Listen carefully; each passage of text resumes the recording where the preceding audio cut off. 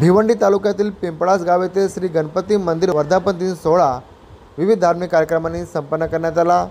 श्री गणपती मूर्तीची अभिषेक व पूजा, होम हवन, हरिपाठ, त्यासोबतच युवा कीर्तनकार हबप कुमारी ज्योतिताई चौधरी पिंपळास यांचे कीर्तन अशा विविध धार्मिक कार्यक्रमांनी श्री गणपती मंदिर वर्धापन दिन सोहळा संपन्न झाला।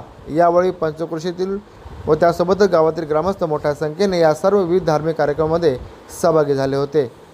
यावेळी श्री गणपती मंदिर वर्धापन दिन सोहळा निमित्ताने पंचक्रोशीतील नागरिकांनी व गावातील ग्रामस्थांनी महाप्रसादाचा लाभ देखील घेतला। गणपती मंदिरामध्ये त्या नवीन मंदिरामध्ये जी मूर्तीची स्थापना झाली, वैशाख संकष्ट चतुर्थी या दिवशी स्थापना झालेली होती आणि दरवर्षी वैशाख संकष्ट चतुर्थी हा आम्ही गणपती मंदिर मूर्ती प्राण प्रतिष्ठा वर्धापन दिन साजरा करत असतो आणि याही वर्षी हा दिवस आम्ही मोठ्या उत्साहाने इथे साजरा केलेला आहे।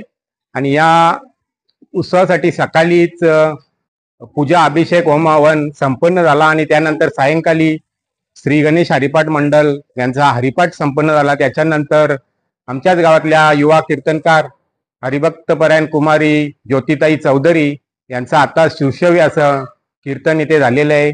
या कार्यक्रमासाठी उपस्थित पंचक्रोशीतील भाविक भक्त हे मोठ्या संख्येने उपस्थित होती, त्यांना सर्वांना ग्रामस्थांच्या वतीने खूप खूप धन्यवाद देतो आणि अशाच सहकार्य असावं अशी अपेक्षा करतो आणि हे कार्य पुढेही असंच चालू राहावं अशी गणपतीच्या चरणी प्रार्थना करतो। दरवर्षी आम्ही न चुकता आणि किती विघ्न आले तरी हा उत्सव आम्ही संपन्न करत असतो आणि ग्रामस्थांचा मोठ्या प्रमाणात यासाठी सहकार्य लाभत असतो आणि याही वर्षी सर्व ग्रामस्थांचा आणि भाविक भक्तांचा सहकार्य मोठ्या प्रमाणात लाभला आणि सर्वांच्या सहकार्याने हा प्राण प्रतिष्ठेचा वर्धापन दिन सोहळा मोठ्या उत्साहात संपन्न झालेला आहे।